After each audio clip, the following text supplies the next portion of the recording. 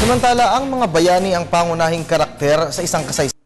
Gayunman, hindi kinakailangan na bumalik sa nakaraan bago makakilala ng isang bayani. Kahit ngayong modernong panahon ay marami pa rin tayong nakikilalang mga bayani. Ngunit ano nga bang ibig sabihin ng bayani? At paano matatawag na kabayanihan ang ginagawa ng isang tao? Alamin natin yan sa special na ulat ni Emil Carion. Sa makabagong panahon, mabilis, madali ang lahat ng aktibidad ng mga tao. Malayo sa larawan ng sinaunang Pilipinas. Pero sa gitna ng pagbabago, ang pamantayan ng tinuturing na bayaning Pilipino ay hindi pa rin napapalitan. Kaya naman sa pagtatanong-tanong ng Telebisyon ng Bayan, iba't iba ang mga komentong aming narinig. Yung magpapakabayani ka sa bayan, hindi lang naman yan kasi kahit tayo, we can be a hero in our own way. Tulad po yung mga ibang nagtataksi, nakakita sila ng mga bagay sa nila, tapos sinosole. Yun ang mga tinatawag na bayani. Lang kasing nagde-take advantage ng ang kapwa mo.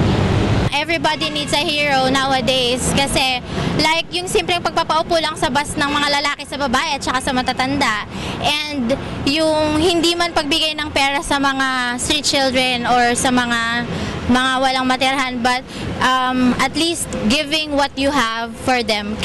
Some of our Filipinos nagdo-donate ng mga blood sa Red Cross. Yung iba meron dyan na kumukuha ng mga street children din, tuturuan nila, kukupin nila hanggang sa mga tapos in different ways, uso pa rin ng bayani. Hindi na natin kailangan na magpapakamatay pa maging bayani. Ayon naman sa hanay ng mga naunang lumaban sa mga mananakop na banyagang Hapones, ito ang hukbalahap o ang hukbo ng bayan laban sa Hapon. Uso pa rin ang kabayanihan, pagkakaisa at kagitingan sa makabagong panahon. Para sa amin, dapat mabalik yun para ang ating bansa ay magkaroon ng katatagan, sapagkat pag ang isang bansa ay marami yung kaisipang makabansa, magiging matatag ang lahat ng sa politika, sa kabuhayan at sa lahat ng pangangailangan. Sa panahon ngayon, maraming unknown na bayani, yung hindi nakikilala. Kasi tinuruong kami na kamukha ngayon, ako sa Barangay Agrara Reform. Ang Barangay Agrara Reform tumutulong sa mga magsasaka, wala kami sweldo. Kaya naman ang panawagan ay para gisingin ang damdaming nakatuon sa paninilbihan.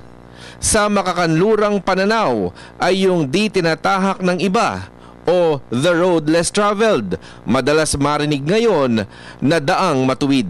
Unang panahon na pagkilala sa atin mga kanay, sapagkat may mga buhay pang na gumagayad sa kanila para yung pagiging makapilipino, yung pagiging makabansa, mapabalik natin yun. Kaya yung binabanggit na bayani, hindi natin makikita sa ngayon. Sa tamang panahon, lalabas yan. Sa wikang Pilipino, nailapat ang bansag sa isang bayani. Mula sa salitang bayan o makabayan o yung tao o individual na tunay na naninilbihan sa kanyang sinilangang bayan. Para sa Telebisyon ng Bayan, ako si Emil Carion.